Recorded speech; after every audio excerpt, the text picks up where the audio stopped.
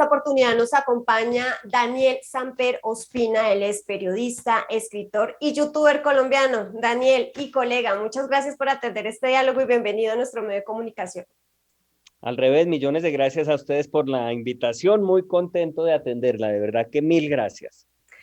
Bueno, Daniel, ¿usted por qué se decide por este hermoso pero particular oficio del periodismo?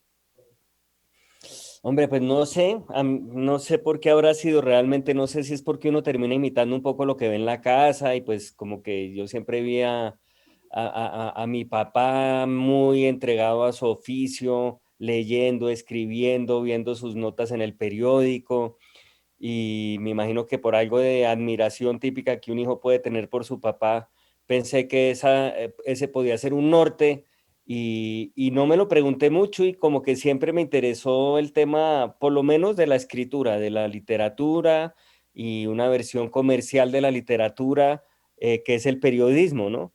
Entonces, bueno, ahí desde siempre, desde que era muy niño, eso me llamó la atención. Me acuerdo que cuando tenía como unos 12 años, 11 o 12 años, hice un periódico, por ejemplo, un periódico sobre las cosas que pasaban en mi casa, sacaba fotocopias, lo vendía a las personas que entraran a la casa y pues al final incluso terminé pidiéndole colaboraciones a algunas de esas personas que también iban a la casa, ¿no? Invitados por mi papá, que él tuvo, pues tenía amigos muy importantes. Entonces me acuerdo, por ejemplo, de Antonio Caballero, que alguna vez terminó mandándome una carta como director de La Expresión, así se llamaba el periódico, eh, exigiendo que no fuera tan lambón ante el gobierno de mi papá. Y desde esa carta pasé a la rabiosa oposición y me dediqué fue a hacer denuncias contra mi papá, pues en clave, obviamente todo de humor. Pero como que desde siempre fui periodista, no sé, es raro. Lo que quiero ser en realidad es escritor o poeta, pero a los que no nos alcanza eso, pues terminamos siendo periodistas. Claro, y es que abrirse paso en los medios de comunicación es complicado. Querer informar, como hace algún momento estábamos hablando fuera de cámaras, es difícil. No todo el mundo le gusta la manera, las palabras. ¿Cómo usted llega a tratar de incursionar en los medios de comunicación? Pues mi primer trabajo fue en Cromos. Realmente lo que yo hice fue, yo estudié literatura, me gustaba mucho escribir, lo que más me gustaba escribir dentro de temas de no ficción era columnas. La columna de opinión me parece que es el género más literario o uno de los géneros más literarios del periodismo o uno de los géneros dentro de los que uno puede encontrar más belleza literaria, por lo menos. Entonces siempre tuve la pretensión de ser columnista, inicialmente de ser columnista como lo eran mis referentes, que eran, no sé, españoles como Juan José Millás o como Manuel Vicent, que eran prácticamente pintores de la sociología, o sea, sus columnas más que un tema de coyuntura política siempre eran observaciones bellamente escritas sobre la realidad. Esa era mi gran primera pretensión. Entonces empecé a hacer columnas por disciplina, convocaba a un grupo de amigos, éramos como 4 amigos, 5 amigos en total, a un taller que me inventé. Yo era profesor de literatura, entonces daba clases de día en un colegio y los martes por la noche los invitaba a la casa, nos tomábamos unos vinos, comíamos rico y cada uno debía leer en voz alta su columna y recibir las críticas de los otros. Así empecé, ahí debía tener como unos 22 años. Y esa colección de columnas se me volvió un documento de Word que terminó en manos de un columnista de esa época muy importante que se llamaba D'Artagnan, Roberto García Peña, Roberto Posada García Peña, era uno de los columnistas más leídos del tiempo.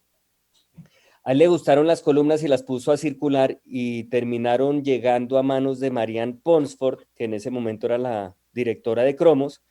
Ella justo ahí necesitaba un columnista porque Héctor Abad acababa de irse a trabajar a Semana, él era columnista de Cromos, y terminé ocupando pues un espacio como columnista en esa revista, en Cromos, que era una revista pues para el momento importantísima. Eh, de variedades, pero uno podía encontrar todo tipo de cosas, desde cubrimiento del Reinado Nacional de Belleza, que en esa época era la cosa más importante de Colombia, hasta, hasta crónicas de investigación y demás. Terminé pues trabajando en Cromos y como a los 2 años de estar en Cromos me terminaron llamando de Semana para que dirigiera la revista Soho inicialmente no quise, me parecía que mis pretensiones eran hacer periodismo más de denuncia o más de problemáticas sociales y que la revista Soho pues era muy de como de lujo en un país al que el lujo le debería significar una cosa casi insultante por todas las necesidades que tenía. Ujú. Pero me lo pensé dos veces y después me animé y terminé trabajando como director en Soho y Semana pues fue mi casa editorial durante casi 15 años. Allí fui director de Soho, posteriormente fui columnista de una revista que se llamaba Jet Set y más adelante me llamaron para que además fuera columnista de la revista Semana y allí pues desarrollé también mi carrera como columnista. Eh, Esa es como mi breve biografía en el mundo del periodismo tradicional, por lo menos. Bueno, Daniel, es que la otra pregunta que yo le tenía es precisamente esa. Usted fue director de la revista Soho, pero del 2001 al 2014, un montón de tiempo. Sí, como 13 años, una locura. Bueno, y dentro de Viví ese el auge de las tiempo, revistas. exactamente, dentro de ese tiempo llegó algún momento donde usted dijo, no, esto no es lo mío, ya quiero tirar la toalla, estoy cansado, mucho tiempo. ¿Qué ha pensado? No, ¿Tenía no, sub y no, baja o no? no, cero. Yo siempre fui periodista y fui periodista de revista. Era el formato que más me gustaba, el que más me acomodaba. Siempre me ha gustado escribir. La revista permite además como el contenido en una revista perdura mucho más tiempo que que el de un periódico, obviamente. El periódico muere con ese día. La columna, en cambio, puede demorarse un poquito más. Entonces, bueno, me sentía muy cómodo, realmente muy cómodo escribiendo columnas Ujú. y haciendo y editando y pensando en ideas para revistas, para una revista mensual, además que estaba medio emparentada con los libros. Y realmente lo que me hizo entrar en crisis no fue eso, sino la tecnología, inevitable, el iceberg que es toda esta nueva era digital que al final pues echó al traste todo el periodismo analógico de papel al que yo me había dedicado y en el que me había vuelto experto. Entonces fue muy angustioso ver cómo no había nada que hacer, cómo todos los intentos de los medios tradicionales por entender el mundo digital eran un poco infructuosos porque de alguna manera la revolución digital pasaba por poder reemplazar de algún modo a esos medios. Ya obviamente con las cosas más decantadas uno al revés se va dando cuenta de que esos medios terminan siendo muy importantes en esta era porque con esa circulación de noticias falsas, con esa facilidad con que las ciencias políticas crean portales, pasar por es fundamental el periodismo siendo como negocio, como forma de función absolutamente drástica y cambió. Y en el año 2015 yo sabía que eso iba para allá, entonces decidí renunciar a Soho, monté una productora digital en Semana con Semana Ujú. y desde ahí pues pude como observar todos los fenómenos digitales, hacer como una especie de fábrica de contenidos digitales para marcas, para la misma revista y demás. Y ahí fue cuando descubrí lo que era un youtuber. Y bueno, ya cuando en el 2016 había una feria de libro y yo tenía que firmar libros y la feria estaba colapsada por la presencia de Germán Garmendia, encontré la coyuntura perfecta para poder armar mi propio canal de YouTube parodiando a los youtubers, con la idea de ser un youtuber, pero mayor de 40 años. Y pues obviamente el hablar en un lenguaje tan nuevo para un señor mayor de 40 yo supuse que iba a llamar la atención y me lancé al agua y ahí empecé mi carrera digital, que es como el segundo tiempo de mi vida laboral. El primer tiempo, pues obviamente lo gasté en lo que había, que era la prensa tradicional, el mundo de las revistas, y este segundo he tratado pues de meterle todo el empeño a mi carrera digital. ¿Cómo le ha ido en redes sociales, Daniel? Yo recuerdo mucho esa noticia, de hecho estaba terminando mis últimos semestres de comunicación y decía, es impresionante cómo una persona empieza a cambiar el chip y se va transformando, que al fondo es lo que un comunicador social y periodista debe hacer, ¿no? Tenemos que ir a la vanguardia de la información y los cambios en esta era digital. ¿Cómo me ha ido en las redes sociales? Yo creo que bien, he tenido que aprender muchísimo. Es un mundo completamente nuevo, pero pues cada vez me es menos extraño. Eh, Me ha significado desaprender muchas cosas, no solamente aprender las nuevas, sino desaprender las viejas, entender que es un mundo de comunicación mucho más interactivo que el que era el mundo en el que yo crecí, cuando uno pues hacía una edición y si acaso le mandaban un par de cartas al jefe de redacción y de golpe publicaba un par de cartas. Esto evidentemente pues es un mundo 100% interactivo. Em, Lleno de peligros también, de tentaciones, la tentación de tener clics por tener clics, de perseguir el medio, es decir, de perseguir, de creer que, de confundirse y creer que el objetivo es tener muchas vistas y no mandar un mensaje. Entonces uno empieza a modificar el mensaje o muchas personas empiezan a modificar el mensaje. Es en búsqueda no de la verdad o de la emisión libre y pura de su opinión, sino de la aceptación, y ese es uno de los tenebrosos y peligrosísimos riesgos de ese mundo, pero es un mundo también fascinante, un mundo en el cual uno puede crear una audiencia sin límites geográficos de ningún estilo y sin salir del cuarto. Eso es una cosa mágica. Yo reviso, por ejemplo, los números de mi canal y pues me doy cuenta de que son muchísimo más grandes que los de Soho, quizás que los de Semana en su momento, y pues me sorprende que eso se logre sin salir de un cuarto, ¿no? Esa es la magia de los tiempos nuevos, y nunca he sido una persona moderna que se quede quejándose de lo que sucedió, ay, millones de gracias, sino que ha encontrado también en esas amenazas de lo nuevo unas oportunidades. Hay que entender que ahí debajo siempre hay oportunidades, siempre las hay. Sí, Y pues eso es lo que yo he tratado de hacer. pero llena usted de escenarios en todo el país. Cada vez que usted visita una u otra ciudad, la gente enloquece, le encanta su show.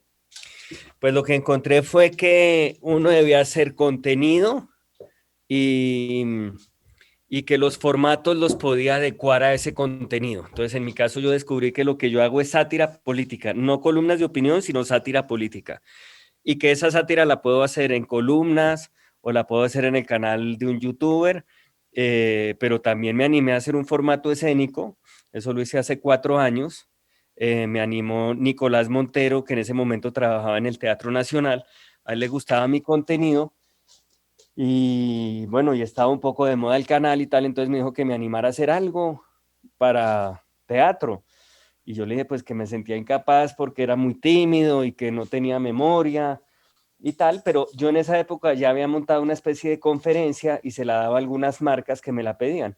Era como la historia con sentido del humor de alguien que era columnista de opinión y que tenía que cubrir las vicisitudes pues de los políticos o de la política colombiana. Entonces, justo por esa época tenía una conferencia, lo invité para que él la viera, a ver si él le veía a esa vaina chance de convertirse en un formato escénico. La vio, dijo que sí, y realmente ahí sí fue como un loco que me mandé a hacer esa primera conferencia que se llamaba Mi puta obra.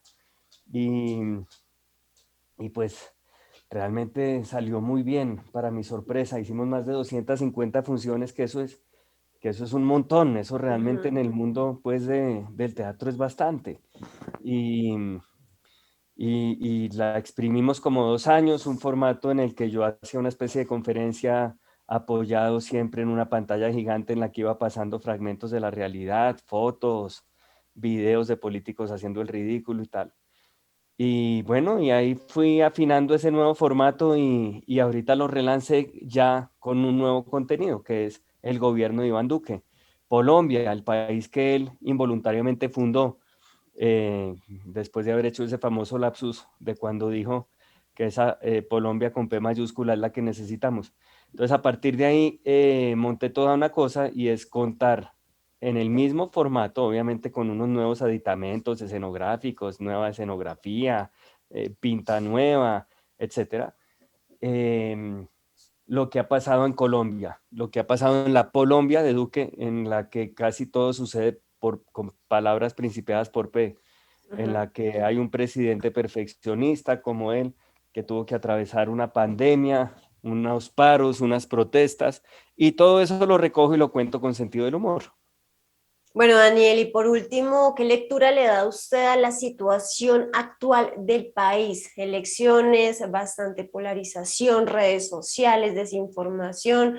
Bueno, fuimos testigos acá de un fenómeno muy importante también de participación, pero también de ataques. Sí, no, es decir, terribles, cada vez son más difíciles las elecciones por culpa del factor de las redes sociales. Ese es un factor que está cambiando el mundo de la política y lo está cambiando para mal. Creo que el triunfo del no, el triunfo del Brexit, el triunfo de Trump son ejemplos de cómo uno puede saltarse la intermediación de los medios de comunicación tradicionales y la forma en que cuestionan esos medios a los políticos y apuntalar e instalar en la opinión pública una versión de verdad, así sea basada en mentiras, que con persistencia logra instalarse como la verdad y la gente termina votando y modificando su forma de pensar gracias a esa verdad que se instala, insisto, a través de las redes sociales. La gente terminó pensando que le iban a quitar las pensiones, que se iba a volver homosexual, cualquier disparate y con el simple hecho de haber enviado esos mensajes de forma sectorizada y persistente a través de las redes sociales. En estas elecciones vimos algo muy parecido, incluso vimos denuncias de la campaña de Petro de cómo coordinaban el envío de muchos de esos mensajes. Vimos fenómenos como el de Rodolfo Hernández, que era prácticamente un cascarón vacío, un TikToker de 70 años, que llamaba la atención por ser un TikToker de 70 años, pero que carecía de un programa, y debajo del cual pues había toda una hemorragia de videos tremendos que montaban, no daban cuenta un poco de su de su machismo, digamos, ¿no? Bueno, lo vimos, pero creo que ahorita estamos en un momento diferente, muy extraño, también muy interesante, en el cual va a haber una especie de, o una pretensión de unidad en torno a Petro, y vamos a ver eso en qué termina, si eso termina en que van a gobernar los mismos con las mismas, pero con un nuevo presidente, es decir, todos los partidos aupados detrás de Petro, o si Petro logra hacer de verdad unas reformas que son necesarias antes de dejarse cooptar por esa clase política, o si utiliza Petro a esa clase política para hacer esas reformas, o si esa clase política utiliza más bien a Petro para seguir teniendo, pues digamos que la repartija de la torta como siempre la han tenido, ¿no? Ya llama la atención ver que los conservadores, el partido de la U, es decir, todos los partidos que apoyaron a Duque ahora apoyan a Petro, lo cual quiere decir que en realidad apoyan a la mermelada. Pero bueno, en todo caso el liderazgo de Petro me ha parecido muy interesante y creo que vamos a estar ante unos años muy interesantes.